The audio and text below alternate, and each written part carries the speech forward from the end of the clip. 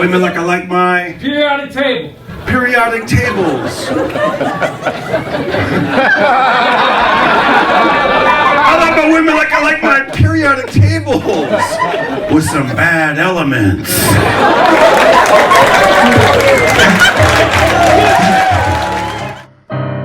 Pocket party.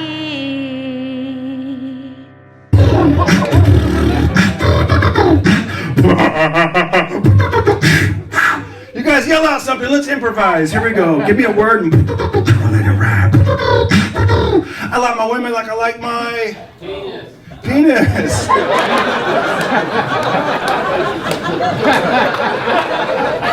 You can tell a lot about the audience, right? That dude's been waiting on this all night. He's like, I just can't wait till I have an opportunity. Yell out penis. I like my women like I like my penis. White. Next to the I like my women like I like my Burpees. herpes. Was it the penis guy?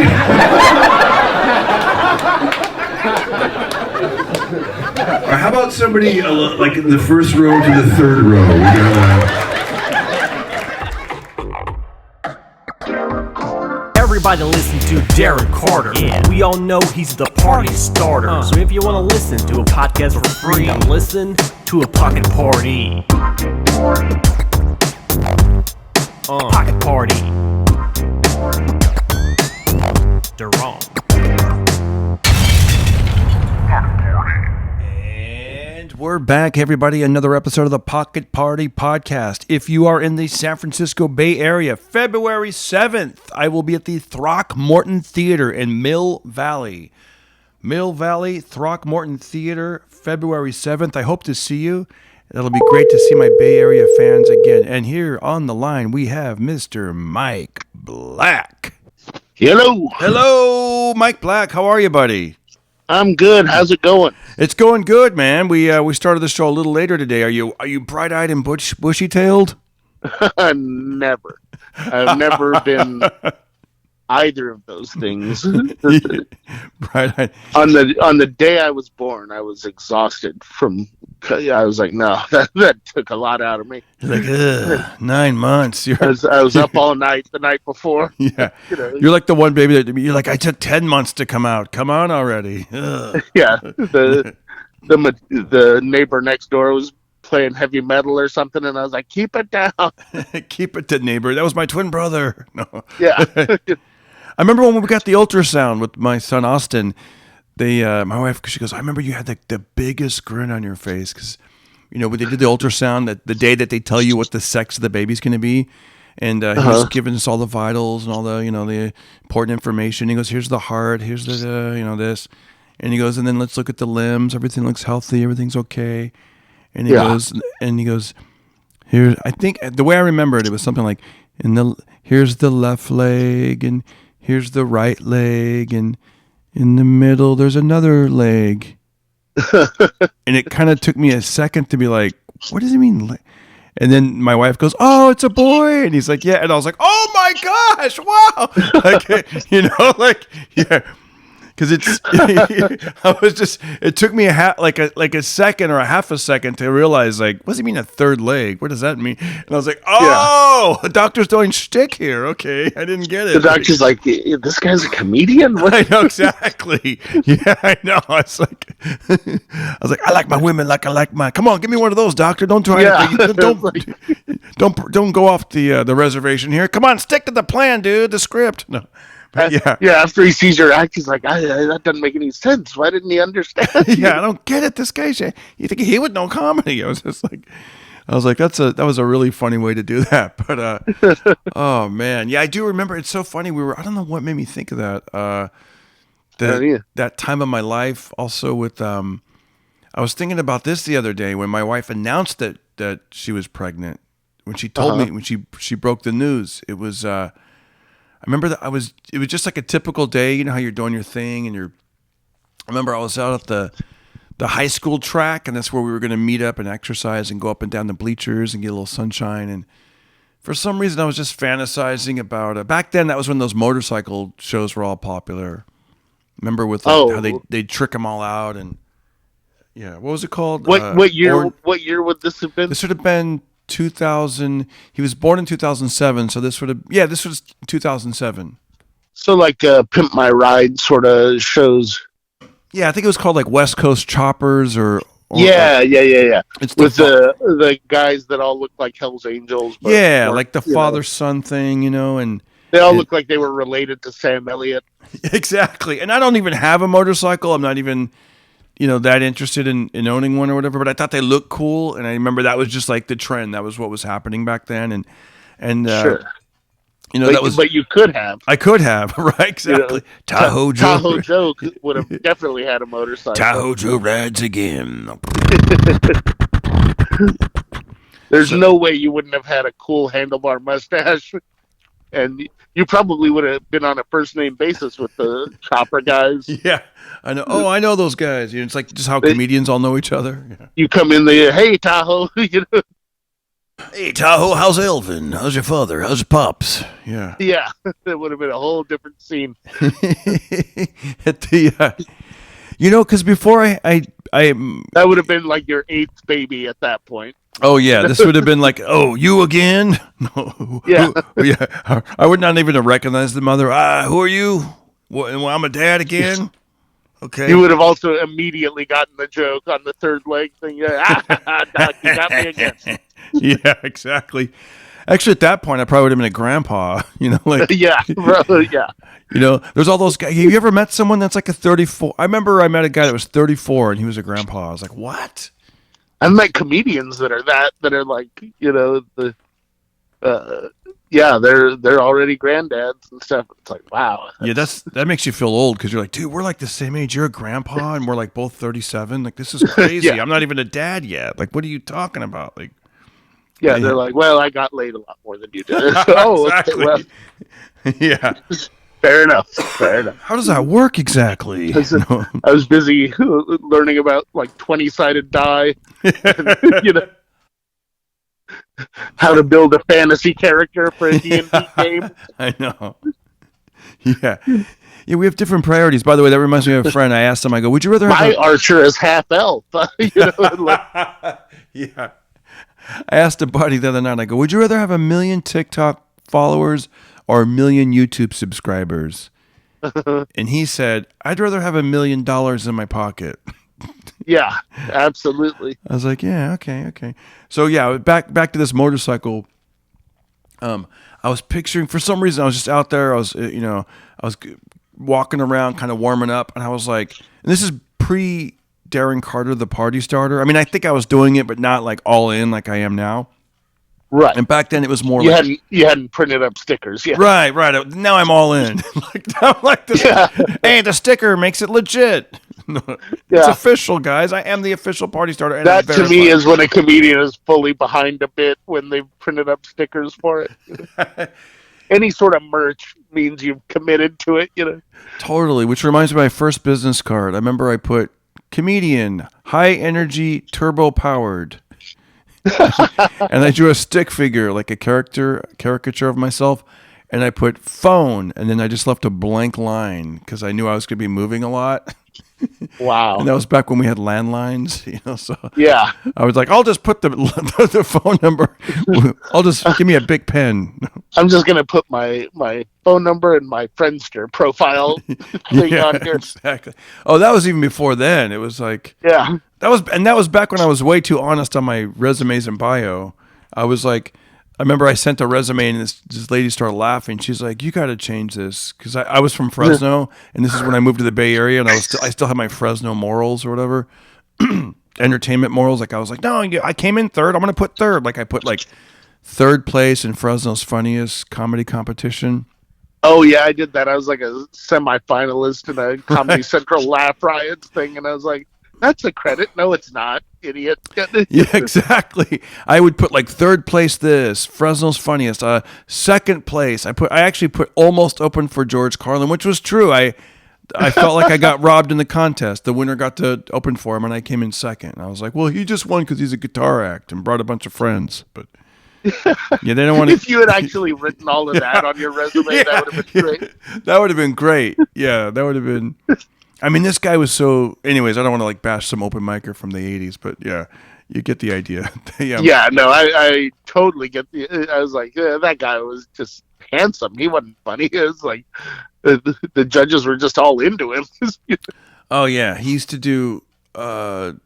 Yeah, I better not even say that's what he used to do. He used to do, he used to do something. I'll start talking about my guy, and then we'll like upset two open micers. From the Bitter Podcast. It starts out with joy. The day that I found out I was a father, and it ends with that frickin' open micer. Can you believe this guitar hack? He used to take a wig and all right. So, anyways, yeah. And another thing about these guys was props. Yeah, they used to pay off the audience members so they could win. No, but yeah. So I was picturing this motorcycle, and that was when a lot of the audience knew me as Rooster. Hey, what's up, Rooster? And for some reason, I got this visual of the kickstand on the motorcycle being a rooster claw. Uh-huh. And I was like, oh yeah, I could have the rooster claw kickstand in the motorcycle, the gas tank, everything could be like this rooster theme, And yeah, and it could be like pinstriped and have like this cool signature, and I just started going through it like in my mind. And then my wife shows up, and I was getting ready to tell her this great idea that I had. Oh, and I remember she just let me go on, like telling her about this idea. And then she couldn't wait till I stopped talking, and then she told me the news, and I was like, "Why did you even? You should have just cut me off. Like, who cares about my fantasy of the stupid?" I could not believe it. I was like, "What?" That's when you know you're at the right time in your life, because if you get news that your girl's pregnant when you're not ready, like when you're in your teens or early 20s, or you're just not, it's like that news might totally, it might be terrible totally news for you. Change your life, yeah. Yeah, I mean, it changes your life either way, but this is like, because I didn't even think, I was like, really? Are you serious? And all of a sudden I was like, it just like that, I was like picturing myself like, I'm going to be a dad. Like, but I liked it though. Yeah. And I remember there was some. And thank God, too. Yes. Yeah. Thank God. If that hadn't happened and you'd gotten the rooster motorcycle. Exactly. Holy shit. I know. And I remember there was this, hold on. Why doesn't anyone take me seriously in comedy? I know, exactly. Yeah, I start pulling up to the Comedy Store in the rooster motorcycle. Yeah. He's the guy with the cock helmet? Is that the guy you're talking about? Yeah. Rooster. Holy shit. Okay. I'm going to look up this lyrics to this one song. Never going to feel... Okay, hold on. Because I remember this was a popular song in the country world by Kenny Chesney. Uh-huh. Are you familiar with Kenny Chesney? I'm aware that there is a Kenny Chesney. Yeah, he's like short, bald, wears a cowboy hat, and chicks think he's like really attractive and they're into him and stuff. Oh, and he like flips around on a bungee cord. Probably. He's pretty for short. The audience. It's funny. One time I had a ball cap. He did another album where he was all goth, and he called himself Chris Gaines. Oh no, that's Garth Brooks. Well, I've got friends in low places. They're not all the same guy. No, they're not. They're not. They're two different guys. Garth Brooks is Kenny Chesney, and then he's Chris Gaines sometimes. And then he's like, yeah. And every once in a while, he's like a pro wressler. There's the Undertaker. There's Johnny Cash and there's everyone else. Right. Yeah. And Garth Brooks is all the other guys. Yeah. By the way, I saw Garth Brooks once in concert. He was amazing, man. Like he did he did 6 sold out shows at Staples Center back when it was Staples in downtown LA, and the money all went to like the California firefighters because we were having all those fires that year, and man, just personable. I've heard he's amazing, but he does do like the one thing that sticks in my mind is he would play his guitar, but he would get on like a bungee cord and like fly out over the audience. Yeah, I've seen that. Oh yeah, Garth. Oh yeah. And I was like, that's fucking nuts, but it's great, Yeah, he's great, man. I remember one of the highlights of that concert for me. You know, when they do the encore and they go off, you walk downstairs. Did he do the Bruce Springsteen thing where he calls you up on stage to dance with him? He did, not me, but he did do something like that. I know. He goes downstairs, like he goes to the basement or like underneath the stage, and the crowd's like, yeah, Garth, we want Garth. He's underneath us right now. Exactly. He's out here. Everyone look under your seat. We could be down here. And they're like, Garth Brooks, whatever we're all chanting at the time. And then he emerges about 2 minutes later, and there was a young lady. She had like the yellow windbreaker that said events on it. Uh-huh. And the whole crowd gets quiet, and he goes, hey, everybody. He goes, I brought a friend with me. And the crowd's like, ah. And he goes, her name is Jennifer. And the crowd's like, yeah. And she goes, Garth, what's it like when you've got 25,000 people yelling your name? And the crowd's like, ah. And he goes, well, you're about to find out. Come on, Jennifer.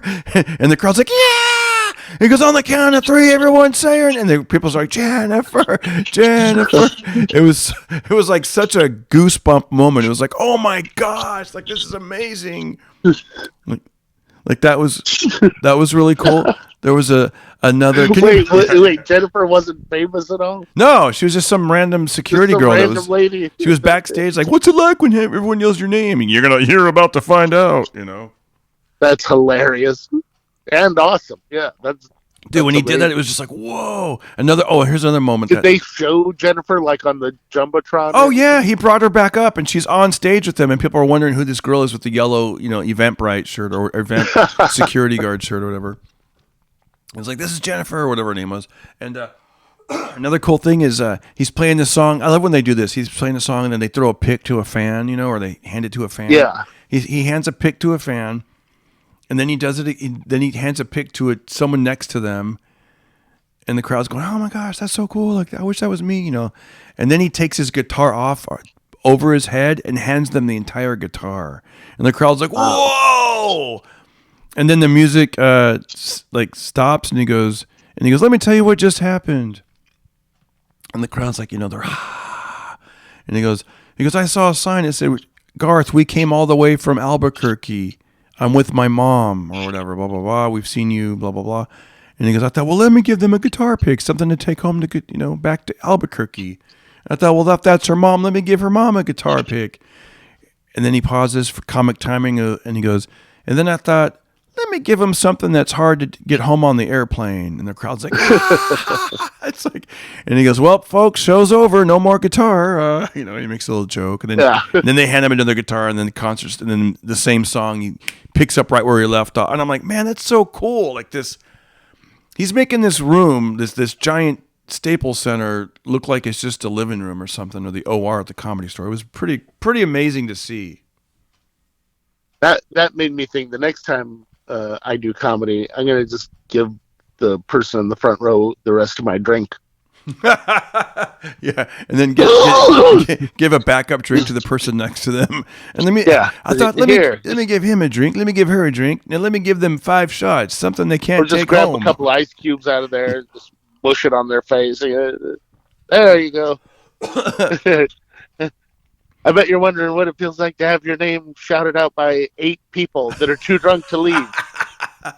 Well, you're about to find out. At the midnight, yay! Mike Black. Yeah. We should practice that. We should say goodnight when the star comes on and the piano starts playing. Walk off and then go back up there like it was all right, I got a couple more bits up my sleeve. Yeah. No more napkin, no more show. Yeah. All my bits were on that napkin.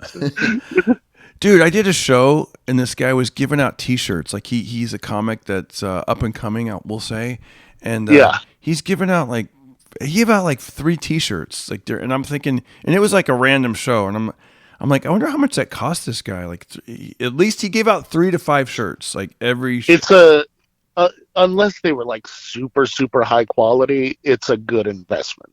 Oh, okay. Because I was thinking about that when he did that, and then I did hear a guy It's probably if he got like a bunch of them printed up, they probably ran about $7 per product cost, you know. So it's like, okay, every time I do a show, I'm giving out $21 to $28 worth of merch, but he's promotional materials. He's hoping it's going to promote and come back. He can write it off. There was a guy in the audience that goes like this. He goes, because he was kind of laughing. He goes, hey, this is a medium. Do you have anything? Because I guess he didn't really think about the sizes. He's just like, you know. Yeah, the smart thing to do would be do a one size fits all, which are extra large. But, you know, you can just hand out random ones. The other thing, and this is probably what he was doing, is handing out whichever size isn't selling. Mm-hmm. You know. Yeah, he's probably trying to sell them, and he thought no one really wants this, so let me just give it away. Yeah, well, if he gives them away, it's a walking billboard. It's tax deductible. You know, it's going to cost him very, very little if he was smart about getting them produced. And let's say you're paid $15. Yeah. And you lose $7 on a shirt, on just throwing a shirt out to someone. There really is no way to estimate how much people love free stuff. And especially like free t-shirts. They'll do just about anything for them. You know, like, yeah, you go to a game and they have those t-shirt cannons. True. People lose their minds, and it's nothing. You know, it's not a big deal. It's funny. Most of my workout clothes, I'd say almost every workout clothes, it's a free shirt. It's a free t-shirt that I was given. Like, and every once in a while, someone, where'd you get that, or who is that, or you know. They'll strike up a conversation, and next thing you know, you're advertising for that. That's true. That is true. There's a lot of photos with the. So he loses absolutely nothing by doing that. Really, it's a pretty smart thing to do. Let me tell you these lyrics, okay, from Kenny Chesney. So, because I remember she told me about it, and I drove. Now, home. Kenny Chesney does he have a T-shirt? No, he's like. Could people buy a Kenny Chesney T-shirt if they wanted? He was the guy that was married to the actress for about a day. Like it literally was like hardly any time. Oh, Julia Roberts. No, that was that other guy. He was known as sort of an ugly guy. No offense to if he's listening. What was that guy's name? That Garth guy. Brooks. No. You're right. Julia Roberts was married. Can I look it up? I'm gonna look it up. Look, Garth Brooks. No, Julia Roberts. Chris Gaines. Julia. He was the Undertaker, and he was married to Julia Roberts. Everyone knows the story of Garth Brooks. No, this is a Lyle Lovett. Lyle Lovett. That's his other alias. No, eyebrows raised when Pretty Woman star Julia Roberts married the loose-jointed country singer Lyle Lovett. Loose-jointed? I don't know what that means. Loose-jointed, laconic country singer. He was kind of mushy. They describe him as a peculiar-looking guy. Yeah, getting the Hollywood beauty. For context, I think her previous husband was Kiefer Sutherland. So she's into weirdos, just generally speaking. Kiefer Sutherland is not a bad musician in his own right. There's a documentary, I think it's called I Dare You to Kill Me, where he was working on 24 and he fell in love with this rock band, and wanted to go around promoting them. Really? He was like, I'm going to do that during the off time for 24. And so he did this documentary, and he got real drunk and he attacked a Christmas tree. No. And knocked it over. But the best part was he really got into it. He was earnestly trying to promote this band, and he was handing out flyers for the band, for a concert they were doing. Yeah. And he was like, hey, here, come see this band. And this guy goes, these two drunk guys come by, and he's like, oh, here, take one of our flyers to see this band. And the guy goes, I don't want your dumb flyer, Kiefer Sutherland. Oh, shit. And just keeps walking. And he goes, oh, okay. He's Canadian, so he didn't get mad about it or anything. Yeah. But the guy's friend comes back and he goes, dude, I'm sorry, my buddy's drunk. I'm sorry he called you Kiefer Sutherland. He was like, I am Kiefer Sutherland. He was like, what? He's like, no, it's okay. He goes, oh, what are you doing handing out flyers? He was like, I just really like this band. And the guy was like, okay. That would be weird. That would be a lot for a drunk person to process. You know? Yeah, totally. Like, what's going on? You're a flyer guy? You're passing out Yeah. a bringer show? Well, what's going on here? Like, Yeah. But it's an interesting documentary if you ever get bored. Want to check it out. so my wife announced that she tells me, no, I wouldn't say announced. She tells me she's pregnant. I couldn't believe it. I was on cloud nine. And I remember I had driven to the track. So I'm driving by myself and I'm listening to this country station, and this song comes on, and it just hit me. That was the first time, like lyrics really hit you in a different way once you become a parent, or some kind of thing happens, right? You fall in love. When you fall in love, like you hear, you fall in love, the world's in love. You're like, you see couples, you hear songs, every movie, and then when you break up, you're like, everyone's together and I'm alone, and songs. It was that same sort of thing, but. Yeah. Finding out I'm going to be a father. And there's this one lyric. I love this lyrics right here. It's at the end of the song. By the way, the name of the song is I'm never going to feel like this again. And, okay. And he goes, should I try to sing it or should I just talk it? I think you should try to sing it. Okay, if I can remember the melody. Here we go. I got a call one July day. Cindy Lou was in that way, had a big decision to make, and I couldn't take it lightly. First I thought of leaving town, but I couldn't let our families down. Now I'm out here throwing this ball around with a boy that looks just like me. That's it right there. Wow. Goosebumps? In a manner of speaking. It's hard to believe that AusTheBassBoss is related to you. I'll say that much. AusTheBassBoss. I know he probably told me, Dad, you're off key. That's the wrong melody. You're not even. The song's in C major. You sing it in D flat. And no, but I get the lyrics. The lyrics are terrific. It's so good, right? When it goes, now I'm out here throwing this ball around with the boy that looks just like me. It's like, man. And I remember for a long time, I was like, wow, he and I didn't really play catch. So it was like, I'm like, man, I'm not really throwing this ball back and forth with this kid, but we do other things. So it's like, there you go. That's the important part. It's not the throwing the ball around. It's the spending time together. Yeah. If it's karate, if it's go-karts. Yeah. That song was great though, man, about you're never going to, basically each thing that happens in your life, you're never going to feel that way again. So take that moment, Yeah. Somebody, one of my boxing coaches posted something today. I thought it was really touching. Like enjoy each moment, because time is like a river, and as it flows by, you can try to grab it, but it's going to keep moving. So you got to enjoy that moment. Yeah, absolutely. Be present. Be present. I know sometimes I'm not present, and I try to tell myself make a note, because later today, be present. But right now, you don't have to be. Yeah. No, it is great to be present. I'm present right now. What am I doing? I'm looking out at the sun, and after this podcast, I will think to the future. I want to get outside in that hot sun, and I mean, it looks hot, at least from where I'm at. But I know what I wanted to tell you. I got the opportunity to do the Adam Carolla show. Oh, that's awesome. It's great, man. It was one of those. Now, he's one of the biggest country singers in the world. Come on down. It's the Ace Band. We got Adam Carolla. No, it was great. It's one of the. It's a show that I've listened to for years. I've listened to Adam and Drew with Dr. Drew, Adam and Mark Garagos, yeah. Adam Carolla, of course, the Love Line days. Love Lines, yeah.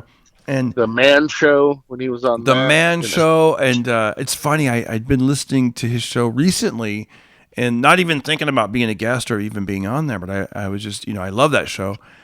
He's like here's the thing. When I listen to Adam, he's so good at what he does. Like if I'm in the wrong frame of mind, I feel like why am I even doing this? You know what I mean? Like it's like if you did karate or punch, let's say, and then you see like a major black belt really doing it at its highest level, and if you're not in the right frame of mind, you're like, okay, maybe I should get a different. But if you're feeling good and you just want to be, you're like, oh, that's cool. We're both, because that guy is really, Adam Carolla is so good at recall. He's so good at his brain. Yeah, and he's so prolific. He's doing so much different stuff. Prolific. He's got 5 or 6 books or 7 books. We have a lot of his books. I mean, it's you don't want to go in there like as a total fanboy, because then it's just, you're going to end up like that Chris Farley character where you're like, remember when you were in the Beatles? Remember when it's like, but it was man, it was so cool that they reached out to me. And by the way, you guys, thank you for listening to the podcast. If you're new and you heard me on there, thank you for checking this out. Let us know. Go to iTunes and give a little review. Apparently that's what boosts the podcast up. So go to iTunes and any sort of interaction helps. Likes, follows, subscribing, YouTube comments, just anything. All that stuff helps. And these things cost you nothing, but they help us out a ton. Tremendous. And so that was a lot of fun. It was great to go on there. I was on there for a couple hours, and they were, they asked me to come back, and it was exciting. It's funny when you start thinking about things in show business that you would be happy to do and not that happy to do. I got one for you. Okay. Would you rather be at a great comedy club and do a show and get paid great money? Not great money, but just like good money. Yeah, I mean, that's ridiculous. Forget the money. I don't even know why I brought that up. So mediocre money, but at a great club. Mediocre money. But you're clearing out the shirts in your closet. You're passing them out to the audience. You're building up your brand. You're like, what? No. Would you rather do that or a table read for a movie that potentially could be made, and then it's not really even read at it's going to be read at the director's house. Like it's not like at CBS or, Century. Like, would you rather do that, or what would you do? I would do the movie thing. You would? Honestly, because that, if it goes, you kind of have to go off like, if this goes as well as it could possibly go, what could happen? If you do the table read, the director, they're probably going to invite a few other people that are successful actors, probably a few producers, a few money people, agents, managers, that sort of thing.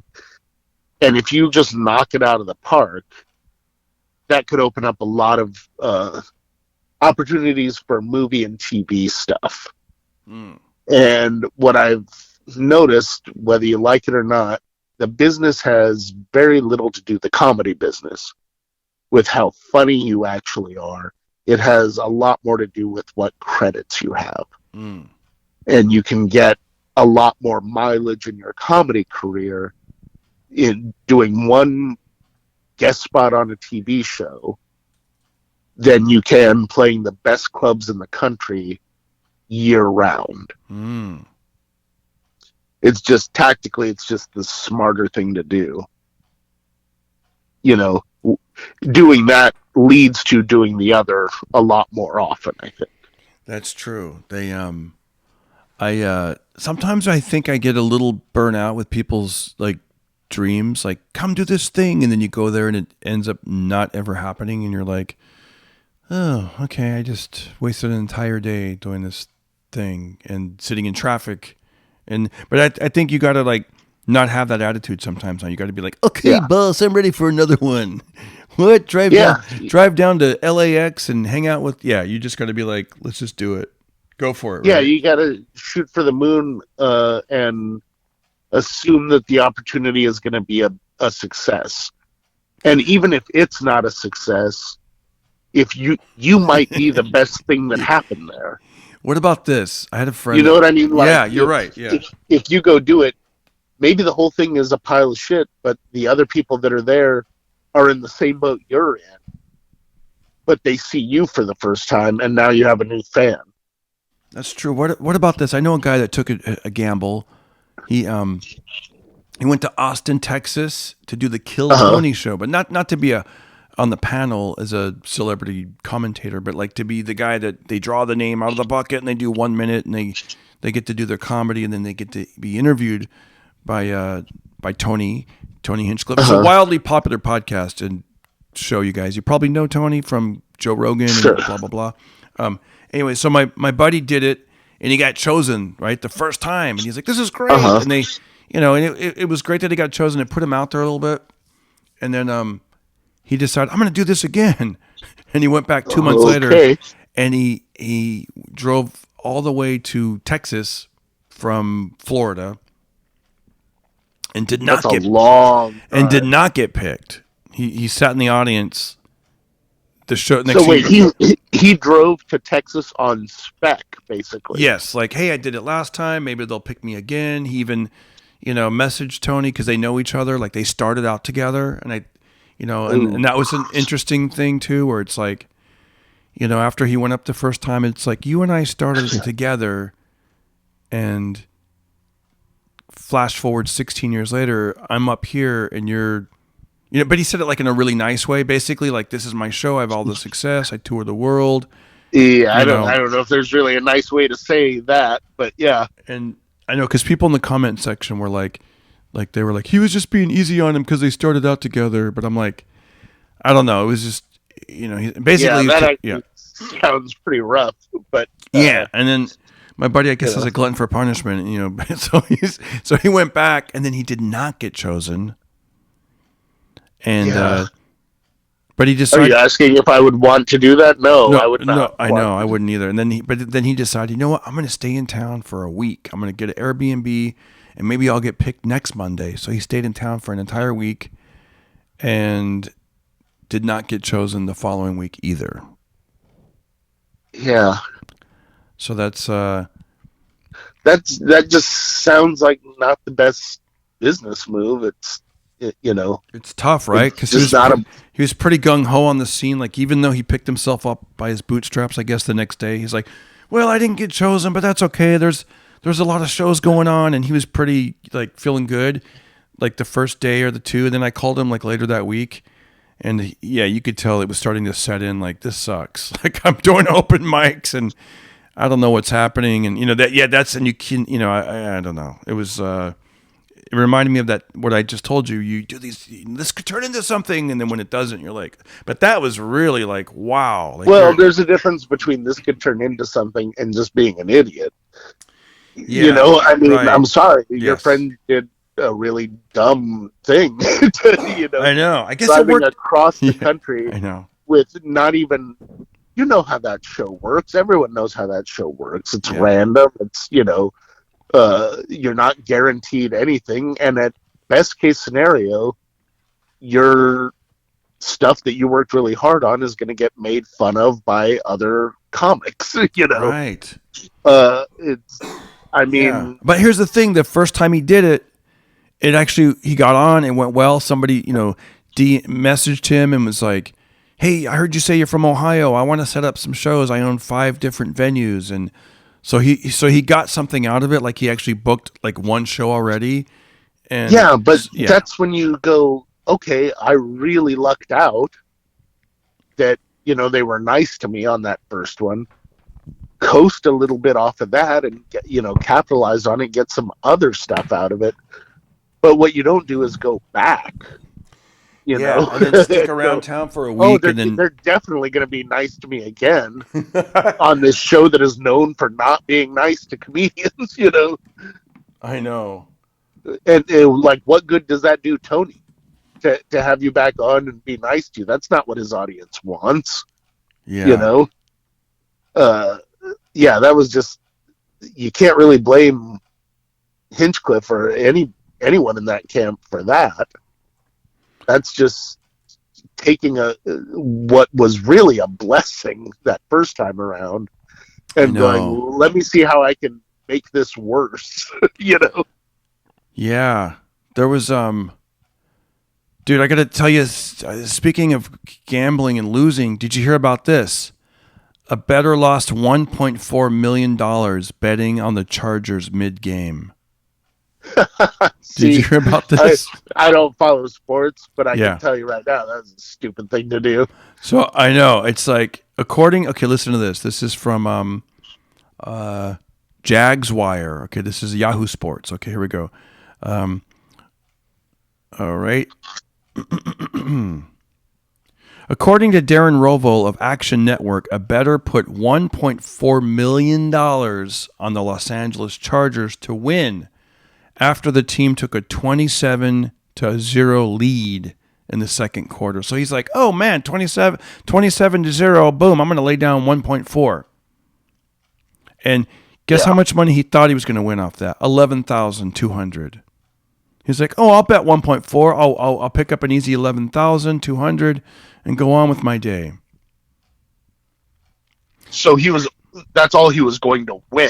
Yeah. If you put down. Yeah, he's like, oh, they're winning 27-0. It's the second quarter. I'll put down $1.4 million. I'll win 11,000, and it's what are you going to do?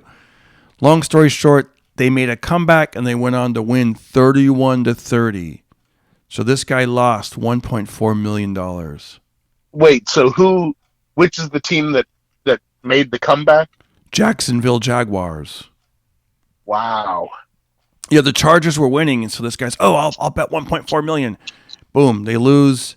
He loses all his money just so he could probably win 11,200. And to make things worse, he had to go do a set in Austin on the Kill Tony show and didn't even get picked.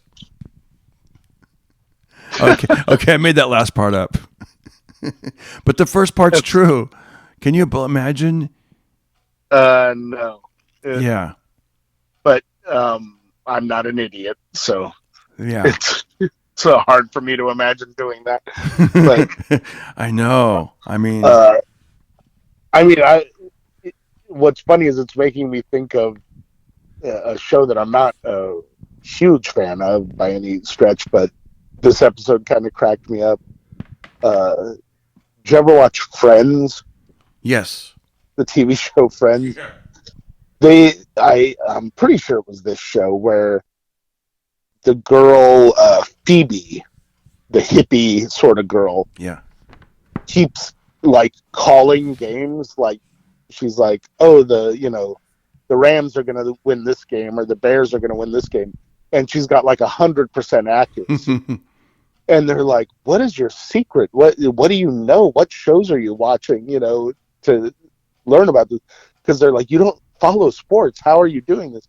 And she goes, well, I just take the two mascots and decide who would win in a real fight. Oh. And it's like, if it's the Bears and the Dolphins, the Bears are clearly going to beat up the Dolphins. So, and I was like, in this case, a Jaguar versus a guy, a Patriot, A Charger. a Charger, yeah. A Jaguar is going to beat the hell out of a Charger, That's funny. I remember I liked the Chargers when I was a kid because we'd get the Sears Wish Book catalog at Christmas time. No, wait. Is a Charger? What is the mascot for the Chargers? I think it's like a lightning bolt. Well, okay, that's a tougher call. Hold on, A Charger. lightning bolt might kill a Jaguar. Yeah. But Jaguars are pretty fast. It might be able to dodge the lightning bolt. Yeah. Also, it's low to the ground, right? Right. Yeah. And that's what they say if there's lightning. Oh, this is cool. I'm looking up uniforms from the 1970s. So when I was a kid growing up, yeah, that was cool. That was my favorite uniform. I almost said costume. That was my favorite football costume. I hope one day you talk to an athlete and tell him you like his football costume. Dude, I love your football costume. You guys have some great costumes this year. Yeah, because growing up in Fresno, we didn't really have an NFL team. Although I think people that live there are fans of the 49ers because it's closer to, I don't know, maybe I don't even know what I'd have to ask someone from Fresno currently, but it seems like people from Fresno are into the 49ers. That's what it seems like. But the San Francisco 49ers? Yeah, because it's a couple hours away. So, but I don't know. Now I'll tell you, I don't know a whole lot about sports, but I lived in Colorado. Huge Denver Bronco fans there, obviously, but to the point where they were considered like the most rabid fans of football in the world. Yeah. And I didn't care about any of it. But a lot of my friends, and they were like, you got to watch the Super Bowl. John Elway's going to win the Super Bowl. They were saying it like he was going to do it by himself. Without the rest of it. John Elway was just going to go win the Super Bowl, and everyone in Colorado knew it. They were like, he's got to win. I was like, fine. And so I went to my brother's movie theater where they were having like a Super Bowl party for the staff. And so I go and I was like, I'm finally going to watch a football game. And a guy did single-handedly win the Super Bowl, but it was not John Elway. It was Joe Montana of the San Francisco 49ers. Nice. He just annihilated. It was embarrassing. I was embarrassed for everyone because they were all dressed up in their Bronco gear and stuff. I love that. And I'm like, it's my first time. I'm like, is it normally this bad the first half? Where a guy, like the quarterback by himself, has scored 3,000 points against our Dude, the energy changes, doesn't it? Doesn't the energy change? No, it's not normally like this. Why don't you just shut up? Just eat nachos and cry like the rest of us. And then, like, in the second half, it got so bad. He beat them so humiliatingly. Yeah. That they called him out of mercy. They were like, Joe, you can stop throwing the football now. And, towards the end of the third quarter, they were like, why don't you rest and we'll let the rookie quarterback come in and finish off, basically. And even that guy got a bunch of points on him, and it was like, oh, this is one of the saddest things I've ever seen. And there were like streamers up and like "Go Broncos" and all this stuff in the break room, and I was like, oh man, this is rough. I love that when the energy changes. Like before, everyone's like, "It's for he's a jolly good fellow." They're all excited, and they got the pizzas on the way, and we're having a good time, and then. And because I remember I was at a hotel once, and these guys were in the lobby and the bar there, the bar down there near the hotel lobby. Same thing, energy, blah blah blah. I'm like, all right, guys, hope you guys win. And I remember I went and got something to eat, and I come back, and it was quiet, and it was just like sad, and I was like thinking to myself, like, man, I'm glad I'm not into football because I would hate to go from that happy joy feeling of camaraderie and brotherhood and pizza, and we're gonna have a good time to like. These guys are just sulking, looking on the couch. By the way, I looked up the score. And some of them lost real money on it. Oh, you're right. Yeah, I didn't even think about the money. I just thought, and you're right. They also kind of look like they lost because they're wearing the uniforms. Right. They're wearing these costumes. When he left the field, the commentator goes, well, Joe Montana has played a hell of a game. I guess he's going to go put his arm back in the velvet case that it belongs in now. And I was like, oh, God. Dude, I looked up that score. If it's the same game, it looks like it happened around 1990 Super Bowl. And it said the 49ers 55, Broncos 10. Yeah, wow. That's a lot. And like that's you said, a lot of and points. if your memory serves you correct, and they took them out of they could have just done that. They could have kept going. They could have got 60s, 70s, 80s. I mean, who knows how high. They might have gotten into the hundreds. 120 to 10. And at that time, everyone was real big on John Elway in Colorado because he would do these comebacks. And again, I didn't follow the sport, so I would have them explain it to me, and they're like, the Broncos lost, 85 to 57. But it would have been a lot worse if Elway hadn't mounted a comeback. But they still lost? Yeah, they lost, but it would have been much worse. Well, why didn't he just play well from the beginning? Not have to do a comeback. I love it when people come up with, hey, speaking of another loser, I want to read this story to you. You see this? This prosecutors, I believe his name is Brian Walsh, Googled ways to dispose of a body. He was a prosecutor and he did that? No, the prosecutors are saying that's what they're saying. That he did that. I'm reading a headline, so sorry. You read about that? The guy that had the Google searches Yeah. Okay, we're going to read this. Check this out, you guys. Guy in Massachusetts. Apparently, investigators honed in on searches between December 27th, days before Anna's disappearance, his wife, to January 3rd and 4, when investigators say they began to notice Walsh had cleaned the back of his car. Okay, so it starts out December 27th. He Googles, what's the best state to divorce for a man? Okay, that's legitimate. That's a fair question. He should have just left it at that, because January 1st, it says the couple went to bed around 1:30 after celebrating the new year. Walsh told investigators, per CNN. He said Anna left later that morning to catch a flight to Washington, D.C. to work. She never boarded the plane. Okay. All right, here comes the Google searches. 4:55 a.m. How long before a body starts to smell? And now that's just anyone. If you've been up all night watching CSI or whatever, Yeah, you get curious. That's fine. you're like, you might maybe you're asleep and you pop up at 4:55. You're like, all right, let me start my day out. All right, how long before a body starts to smell? Maybe he was talking about himself. Like, I need to take a shower, deodorant, brush my teeth. Sure. Boom. 4:58. How to stop a body from decomposing? Okay, that's a little suspicious. But, maybe a pet died recently. Yeah, we and don't know want what to do some taxidermy. Yeah, we don't know what kind of body. 5:47. Yeah, I like this. It's almost like you're his lawyer. So this is a mock trial. All right. Okay. 5:47. 1 minute later. So basically, he looked up something at 4:58. Didn't get his result. Boom. 1 minute later, he types in. Actually, these are out of order. Oh no. Oh, an hour goes by. 59 minutes go by. 5:47, 10 ways to dispose a dead body if you really need to. Yeah, because sometimes you don't really need to. Yeah. Sometimes you can let it hang out for a while.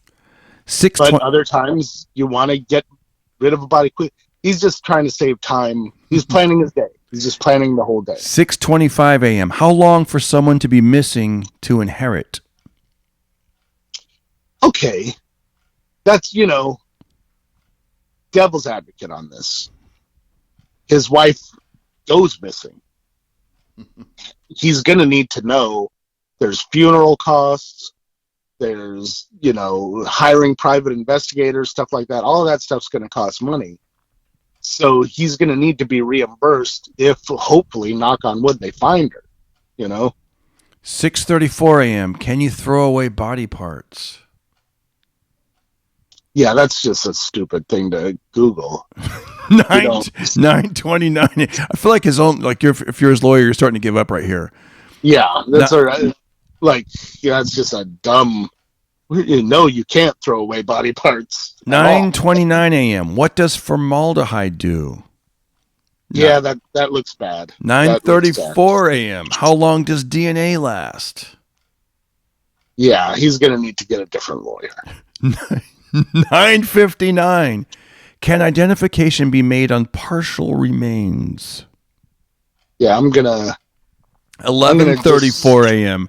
Dismemberment and the best ways to dispose of a body. 11:44. How to clean blood from a wooden floor. What have you got to say, Defender? I've got to say that you can catch me in Austin. I'm going to be performing, I think, on the Kill Tony show. I'm going to drive out to Austin instead of representing this man. 11:56 a.m. Much better over there. Luminol to detect blood. 1:08 p.m. What happens when you put body parts in ammonia? 1:21 p.m. Is it better to put crime scene clothes away or wash them? Next day, January 2nd. Your client went to Home Depot and bought $450 worth of supplies such as mops, tarps, hatchets, and baking soda. 12:45 hacksaw, best tool to dismember. 1:10, can you be charged with murder without a body? 1:14, can you identify a body with broken teeth? January 3rd. 1:02, what happens to hair on a dead body? 1:13, what is the rate of decomposition of a body found in plastic bag compared to being on the surface in the woods? 1:20 p.m., can baking soda mask or make a body smell good? these are all important questions. Yes, that was that was Wow. crazy. Wow. Well, That guy is toast. yes. I can't even imagine. He should have Googled how to erase Google questions. Yeah. How to set up a VPN or whatever they call it. I always hear those commercials. But yeah, I think all that stuff he should. It's one of those things though that it's like, let's say you get all those results. Doesn't that, maybe it's just that I'm too lazy, but doesn't that all sound like so much more work than trying to make it work with your partner or getting counseling or 100%, because you're thinking like a sane person. Yes, I mean, even if you just stuck with the December 27th thing, like what state is best to divorce in or something, just work it out somehow. Like take a break, go for a walk. That's just it's insane. See, that's the thing that probably should be addressed. But whatever results he got for what state is best to get a divorce in, he thought those results were so bleak that he Googled all that other stuff.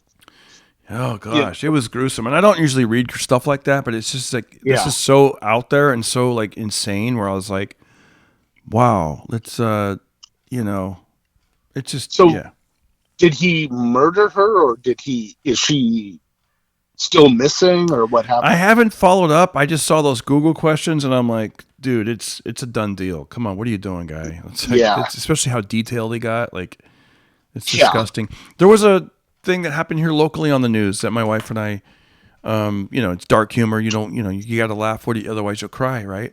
And there was a guy who he murdered his wife, but he pretended he didn't, and was part of the search party. And he even printed out photos of her and stapled them around the neighborhood. And my wife was like, "See, he didn't even use a good picture. Like that was his final dig. He used, yeah." And so, my wife made a little joke. She's like, "You better never do that to me." I said, "Murder me? No, post ugly photos of me. You better If you murder me, you better use the best photo. You better. Okay, honey, let's go to glamour shots right now. No, but it's there's another guy on the news I once saw. Darren's posting pictures of his wife in a wine glass. Exactly. Beautiful. Yeah, they're all like filters, the best filter you could find. Real classy. He's classy. Yeah, he went. There was a guy that I remember. This was on the news.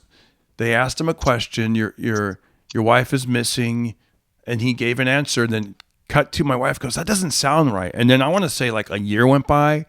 Boom, the guy gets arrested. And my wife goes, "That's the guy. I told you that didn't sound right." Because they asked, check this out. They go, whatever. We'll call him Bob. Bob, your wife's been missing. How do you feel about that? And he said, "It's like a fairy tale." Oh, wow. He meant to say it's like a nightmare, but he said it's like a fairy tale. It's like a fairy tale. When he said it's like a fairy tale, it's like, dude, that's you should have said nightmare. Yeah, that was a huge Freudian slip, but it's like a fairy tale. Hey, one more thing. Let's end on something a little bit more positive. You told me your book's on Kill Tony. Exactly. Well, I'm going to drive there. You want to carpool with me there? We'll go there and sit in the audience, and maybe you'll draw our name, and we'll get to 1 minute. No, God, no. God, can you imagine? I know that would be my nightmare. Like, would that be your nightmare or fairy tale? A little of both. He would be like, "Mike, you started way before me, but yet I'm perched up here and you're down there." Like, how did that? You are in Austin, so. Yeah, you're. It's crazy show business, but he's a hard worker, and it is a very entertaining show. I've listened to it. It's he's got something going on. But I got nothing against Tony at all. I got a big problem with your friend driving to Texas. Yeah, I guess he did it once and was like, "Hey, that went well." I mean, even the first time he did it, the audience was split. Count your blessings that it went well and move on. Yeah, it's like, I'm going to do the Gong Show twice. Exactly. I wouldn't do that. You do it once, you escape by not getting gonged. Just leave it alone. Don't be like, "This is my new thing. I'm gonna be a regular on the." Don't do that. I'm gonna be the toast of the Gong Show. Yeah. No, you're not. Should we talk about Jack Benny now, or save it for next time? Oh, we can talk about him. Yeah. Oh, okay. I'm fine. Dude, I'll You keep want- it brief. You said, man, you told me about Jack Benny on the last episode about his timing, and I've been looking at, man, I looked him up, and there was a documentary that CBS put out, and I found it. Yeah. Came out like the year after his passing. He was born in if my memory serves me right, born in 1894, passed away in 1973. Guy was amazing, man. His timing was impeccable. The way I got to tell you, after watching that documentary and seeing some clips, I did a show the next night, and I felt like my show was a lot better because I watched Jack Benny. I think if there's any performers out there, continue to watch people that came before you, because we stand on the shoulders of giants. His body language, his use of his face. Exactly. It's just like watching not being afraid to make fun of himself, reminding me to hold for laughs. That's the one thing I'm already good at. I feel good at what I do, but like it made me go a little further. Like if I hold a laugh for 7 seconds, let me hold it for 12. I'm telling you, because whatever you do, if you see somebody from the past that was great at it, look at, like, I think we talked about that line where the guy, one of his gags was he's known for being a cheapskate, and he'd be like, and they did this little sketch, your money or your life? And then he just had that look, and I guess he would get huge laughs off one word, and he'd be like, well, and the crowd's like laughing. And then the guy repeats it. Like, he goes, come on, buddy. Hey, pal, what are you waiting for? And then he said something like, I'm thinking. Yeah, I'm thinking it over. I'm thinking it over. And it was just like so funny. He did a routine with Mel Blanc, they go back and forth. That was great. The guy on his show, it was before the civil rights movement really took off when his show started. But he had the guy who played Rochester. Oh yeah. Who was like his butler basically. And they would do a thing that was pretty brilliant where it's like, okay, this guy is playing a kind of rich guy who's real cheap and everything. And he has all these kind of get rich quick schemes and stuff like that. And his butler was actually much smarter than he was and kept him out of a lot of trouble and stuff like that. And it was this very subversive message of like, no, this guy is not just his equal, but he's actually smarter than him in a lot of ways. And it was a very cool thing that they were putting that out in like the mid 50s and early 60s, I was watching and another character, that I don't know the guy's name, but we've all heard that voice where the guy's like, yes, exactly. Like that voice came from that show, like his shows. And there was a scene where he's in the department store and he goes, you're the floor manager now? And Jack Benny says, you're the floor manager now? And the guy goes, almost like, how did you become the floor manager of Macy's or whatever the department store is? The guy goes, my father owns the department store. Yeah. And he goes, working your way up, I see? Actually, I started as president.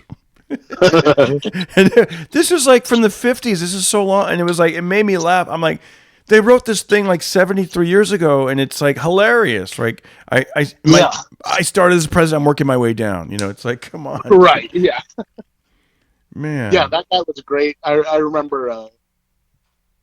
we saw him on some show. Me and Steve Simone were watching TV, and he goes, "It's the pervert." Yeah, yeah. I never really thought of it, but I guess that guy is. He's the town pervert, Yes. Yes. Just way too excited about everything. I know. And, Mike, this is I think if that hadn't happened, we probably wouldn't have gotten like the Addams Family, where it's like, oh, that little weirdo is kind of funny. Yeah. And what if we had a whole show of weirdos, and the Munsters and that kind of thing, Love that stuff, man. I went down memory lane the other day. I saw some kind of fight at the airport, and then I was watching on the internet. I don't know. You see like Waffle House fight and people picking stuff up and throw it, and you're just like, what's going on with society? And I was like, let me look at something, and I looked up some of those old instructional videos that we used to watch from in school, and then a lot of those were from the 50s. And there was I found this whole playlist of like those kind of instructional videos from the 1950s, and nobody had made a parody out of them. They weren't trying to be funny. They were the actual ones, and they were like, how to have a better personality. It was like, and they showed the little boy, and he's like, gee, Mom, can I borrow the car? I really need the car so bad, Ma. Come on. And his mom is setting up the table and getting ready for dinner, and he's being a little bit rude. And she's like, Charles, that's the third time you've asked me, and I'm telling you, no. Now that's the last I want to hear of it. And then they stop and they said, what could Charles have done different to make his personality better? Right. And then they show him like take two. Now he's helping his mother set the table, and he's being a lot more pleasant. And of course, a few people are like, he's just being manipulative. But they're like, no, you're getting along with people. You're being kinder. Yeah. You're also, pulling your weight a little bit. Exactly. You're pulling your weight. And then he's like, gee, Mom, I would really like to borrow the car. I know you and Dad are going to go to the movies. Maybe I could drop you off first, and I can take the car to go to the prom. And I could be done. And she's like, you know what, Charles, you've been really helping out around lately, and that sounds like a great plan. Let's ask your father, or whatever, and it was like, boom. And they go, your personality is how you treat other people, but also how you react. Because they showed some, like his big sister being kind of mean to him, and then the second time he kind of played along with her and was nicer. And then all of a sudden now she was, it was interesting just watching these old school tapes that are like, or old school films. And say what you want about them, but like in the 80s or 70s, stuff like that had been deemed uncool, so they kind of stopped doing it for the most part. They had like some stuff like that, but nobody really cared about it. But there were a lot of things that, like, when you're a kid growing up, you wish someone would have told you different stuff like that, or like not just you, but like the smelly kid in the class. It's like, don't be like Johnny. Johnny never washes his hands, and now he's sick all the time, and nobody likes it. He's got dirt under his finger. Yeah, you want to like. It's like, I'll take one for the team and sit through this 10-minute movie if it'll get my buddy Jimmy to shower. I know. That's why I kind of get a kick out of like if I'm like holding a door open for someone, you know what I mean? Like I'm like, you know what? I'm gonna get there a little bit. Like the other day, I was walking, and this lady, I could tell we're both gonna enter the same door, and I open the door and I wait the 5 seconds. She comes, she goes, "Thank you." She said, "Thank you." She didn't, Every now and then you do that, and the person just walks right through, like F you, or whatever. But I still even then. Even then, every once in a while you get someone in, I can get my own door or whatever. Right, okay. But it goes back to that personality video. It's how do you react? It's like, I'm like, okay, that's on them. I did something that made me feel good by opening a door for someone. I don't know, little things like that, right? Those little gestures that we can easily do for other. Like if somebody wants to merge, I'm like, go ahead, go. Yeah. As opposed to the person who's like, I'm not letting anyone in. Right. I'm going 70 miles an hour in the entry lane. Yeah, I know. All right, buddy. Well, I got to get out there, man. That sun is burning hot now. It looks like hot for January, but like, I want to get a little vitamin. Go explore the world. I know. Hey, I told you that, right? I go, sometimes I like to nap with the next to and I leave a lamp on because it makes me feel like I'm, as a ginger, it makes me feel like I'm laying out at the beach. Like that's just because I can't really lay out at the beach. I'll get sunburned like a lobster. But I can go to my bedroom and turn the lamp on and close my eyes and let that yellow light. Throw some sand in my face. Put ocean waves on. Yeah. All right, buddy. Hey, have a good one, man. We'll talk soon. All right, you too. You got it. Bye-bye. All right. And that was Mike Black. Hope you guys had a great day. And like we said, if any kind of review you can give, 5 stars, leave comments, thumbs up, share the link, tell a friend. It helps.